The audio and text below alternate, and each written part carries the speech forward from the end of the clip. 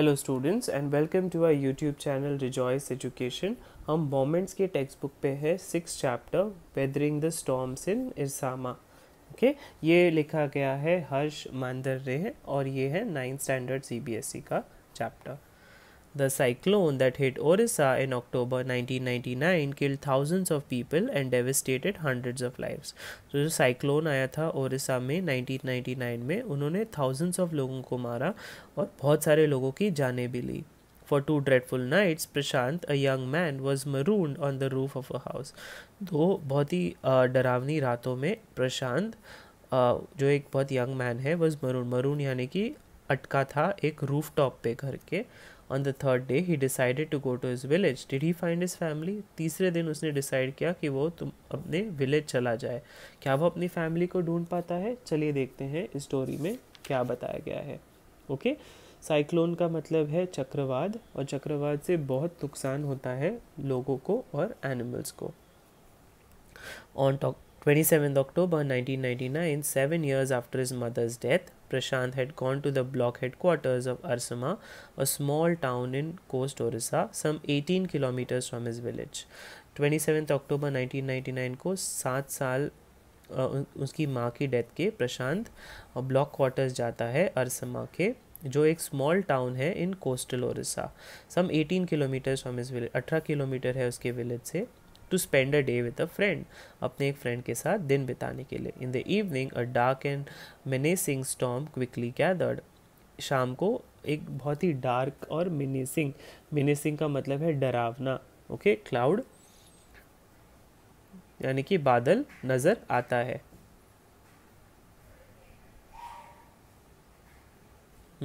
Winds beat against the houses with a speed and fury that Prashant had never witnessed before.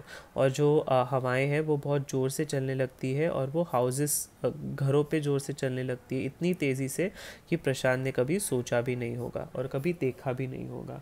ठीक है. Heavy and intense rain filling the darkness, ancient trees.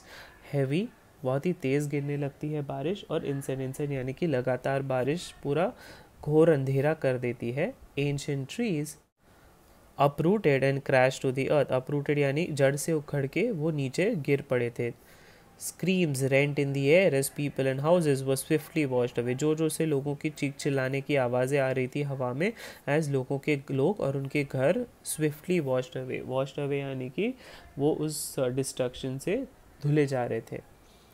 ठीक है. The angry water swirled into his friend's house neck deep, और ये जो पानी है जो गुस्से से लोगों की तरफ आ रहा था, स्वर्ल्ड यानी कि बड़े ज़ोर से उसके एक फ्रेंड के घर पे पहुंचा और उनके नाक तक, उनके नेक तक पानी आने लग गया. Students, the building was of brick and mortar and was strong enough to survive the devastation of the wind velocity of 350 kilometre per hour. और ये जो बिल्डिंग थी स्टूडेंट्स, ये बिल्डिंग जो मोर्टर का मतलब है प्लास्टिक, सिमेंट एवं रेत का मिश्रण से बनी हुई बिल्डिंग थी और वो सरवाइव कर सकती थी अगर 350 किलोमीटर पर आवर की वेलोसिटी यानी तेज़ी से हवाएं बहती तो. But the cold terror of the family grew with the crashing of trees that had got uprooted and fallen on their house. लेकिन cold terror यानी डर तब लगने लग गया जब वो बड़े बड़े पेड़ नीचे गिर रहे थे और उखड़ के नीचे गिर रहे थे और उनके घर पे आके गिर पड़े. Sometime in the middle of the night, damaging its roof and walls. और बीच रात को डैमेज कर रहे थे उसकी रूफ और सारे वॉल्स को. The crazed destruction wrought by the cyclone and the surge of the ocean continued for the next 36 hours. और crazed destruction यानी कि पागलपन जैसा ये जो धमाका हुआ था, इस वजह से विनाश की वजह से जो साइक्लोन और ओशन की वजह से आ रहा था वो 36 आवर्स तक चला. Although wind speed had reduced somewhat by the next morning, लेकिन हवाओं का जो चलना था वो काफ़ी कम हो गया था नेक्स्ट मॉर्निंग तक. To escape the waters rising in the house, Prashant and his friend's family had taken refuge on the roof. ठीक है. और इसको एस्केप करने के लिए पानी को प्रशांत और उसके फ्रेंड की फैमिली ने refuge on the roof, refuge यानी कि छत का सहारा ले लिया था. Prashant will never forget the shock he experienced at his first glimpse of the devastation wrought by the super cyclone. प्रशांत ये चीज़ कभी नहीं भूलेगा जिससे उसे शॉक लगा था और जैसे उसने साइक्लोन देखा. First glimpse of the devastation यानी कि पहली नज़र इतने बड़े विनाश पे कि उस ये जो सुपर साइक्लोन ला रहा है उस पर, in the grey light of the early morning, ठीक है। जैसे ही सुबह हो गई तब उसने ये पूरा विनाश देखा। A raging deadly brown sheet of water covered everything as far as the eye could see. A raging deadly, raging यानी कि बढ़ती हुई, बड़ी विनाशकारक, बढ़ती हुई विनाशकारक brown sheet of water. Brown sheet of water यानी पानी काफ़ी गंदा हो गया था और बहुत दूर दूर तक दिख रहा था, वो जहाँ तक नज़र पड़ रही थी वहाँ पे पानी था। Only fractured cement houses still stood in a few places. Fractured यानी कि टूटे फूटे सीमेंट के घर अभी भी थोड़े बहुत खड़े थे। Bloated animal carcasses and human corpses floated in every direction. Animal के कैरकेसेस यानी कि जो एनिमल्स, ब्लोटेड यानी कि तह पर, पानी के ऊपर एनिमल के कैरकेसेस थे, और ह्यूमन की बॉडीज़ फ्लोट हो रही थी सब जगह पे। All round even huge old trees had fallen, सब जगह पे बड़े बड़े पेड़ भी गिरे हुए थे। 2 coconut trees had fallen on the roof of their house. बड़े कोकोनट ट्रीज उनके रूफ के घर पे गिरे थे। This was a blessing in disguise, ठीक है। ये तो बहुत ही गंदी सिचुएशन थी, because the tender coconuts on the trees kept the trapped family from starving in the several days that followed. क्योंकि ये जो टेंडर कोकोनट थे जो पेड़ से गिरे थे, वो जो ट्रैप्ड फैमिलीज़ थी, जो फैमिलीज़ अटकी पड़ी थी, जो जिंदा थी, उनको खाना दे रहे थे बहुत दिनों तक उसके आगे। For the next 2 days, Prashant sat huddled with his friend's family in the open on that rooftop. Prashant sat huddled. Huddled का मतलब क्या है स्टूडेंट्स? Huddled का मतलब है बड़े शांति से, ठीक है, बड़े शांति से वो उसके फ्रेंड के फैमिली के साथ रूफटॉप पे था। They froze in the cold and incensed rain, और वो फ्रोज यानी कि उन्हें सर्दी लग रही थी लगातार बारिश की वजह से। The rain water washed away Prashant's tears, और रेन वाटर ने प्रशांत जो रो रहा था उसके टीयर्स भी वॉश अवे कर दिए थे। The only thought that flashed through his mind was whether his family had survived the fury of the super cyclone. उसके दिमाग में यही चल रहा था कि फ्लैश यानी कि चल रहा था कि उसकी फैमिली क्या ये सर्वाइव कर रही थी, ये जो आतंक मचाया है साइक्लोन ने। Was he to be bereaved once again, ठीक है। bereaved का मतलब है शोकाकुल, suffering. 2 days later, which seemed to Prashant like 2 years, the rain ceased and the rain water slowly began to recede. 2 दिन के बाद, जो 2 साल लग रहे थे प्रशांत को, द रेन बंद हो गई और फिर रेन वाटर कम होने लग गया। रिसीड यानी कि कम होना। Prashant was determined to seek out to his family without further delay, और प्रशांत ने डिसाइड किया कि चलो मुझे मेरी फैमिली को अभी ढूंढना है without any further delay. But the situation was still dangerous, लेकिन सिचुएशन अभी भी डेंजरस थी। And his friends family pleaded with Prashant to stay back a little while longer, और उसके फ्रेंड की फैमिली ने भीख मांगी प्रशांत से कि तुम यहाँ थोड़ी देर और रुक जाओ। But Prashant knew he had to go, लेकिन प्रशांत को पता था कि उसे यहाँ से जाना है। He equipped himself with long, sturdy stick and then started his own 18-kilometer expedition back to his village through the swollen flood waters. He equipped यानी कि अपने साथ उसने एक छड़ी ले ली थी, एक स्टिक ले ली थी। एक्सपीडिशन का मतलब है यात्रा, ठीक है। एक स्टर्डी स्टिक लेके उसने अपनी यात्रा 18 किलोमीटर की चालू की विलेज तक, थ्रू द स्वोलन वाटर्स यानी जो पानी फ्लड वाटर था उसके अंडर। It was a journey he would never forget, वो जर्नी वो कभी नहीं भूल सकता। He constantly had to use his stick to locate the road, उसे वो स्टिक बार बार यूज़ करना पड़ रहा था देखने के लिए कि रोड आगे कहाँ पे है। टू डिटरमाइन ये where the water was mostly shallow, कहाँ पे पानी सबसे गहरा है। At places it was waist deep, यानी कि उसके वेस्ट तक आने जितना पानी, उसके कमर तक आने जितना पानी था। एंड प्रोग्रेस वॉज स्लो, और काफ़ी धीमे आगे बढ़ रहा था वो। At several points he lost the road and had to swim, कई जगह पे तो उसे रोड को छोड़ के तैरना पड़ा था।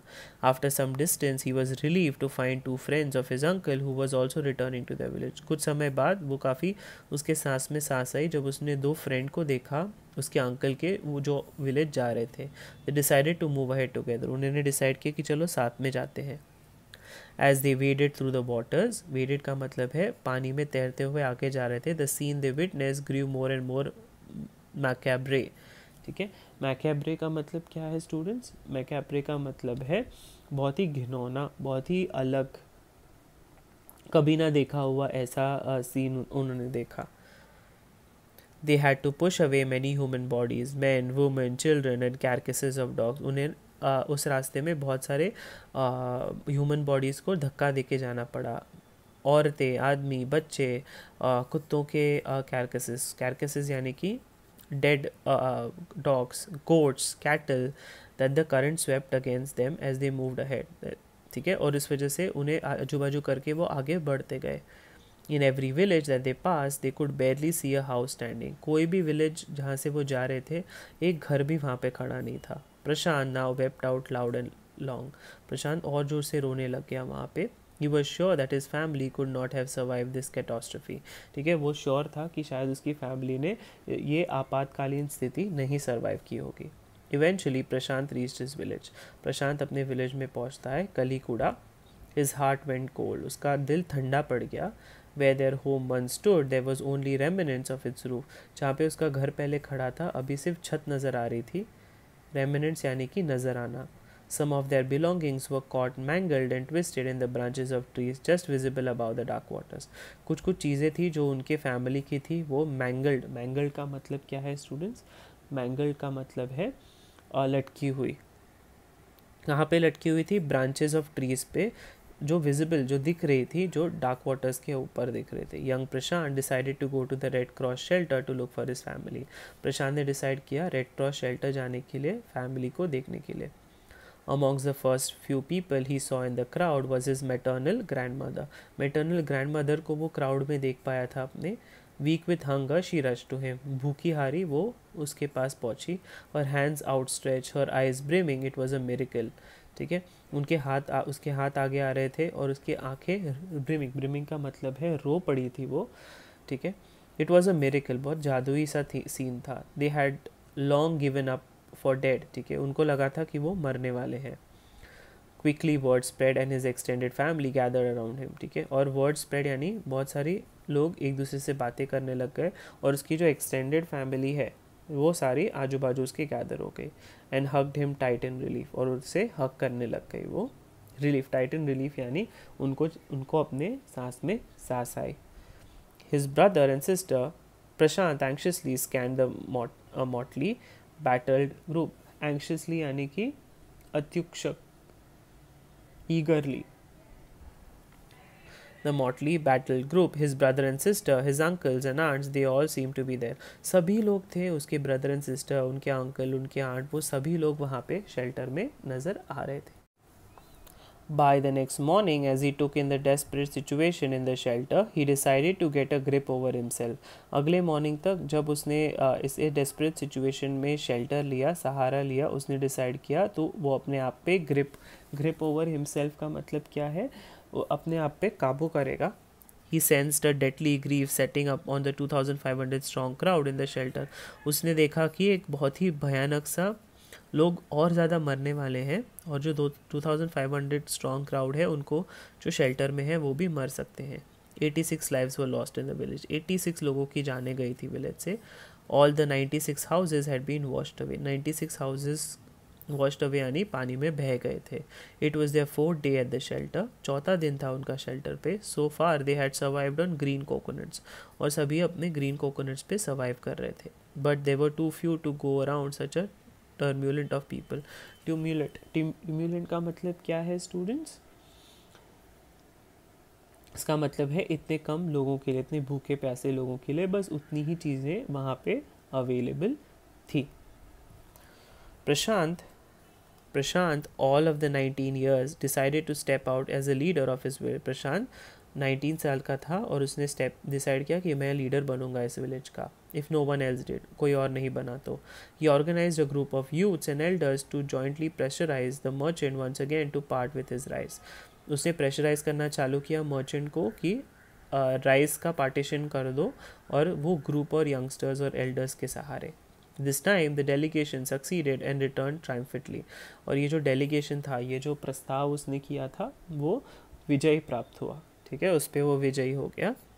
waded through the receding waters with food for the entire shelter। ठीक है, और उसने क्या किया? wading through यानी कि इस भरे से पानी वाले सिचुएशन में, रिसीडिंग यानी कि कम हो रहा था पानी, लेकिन खाने पीने को कुछ नहीं था।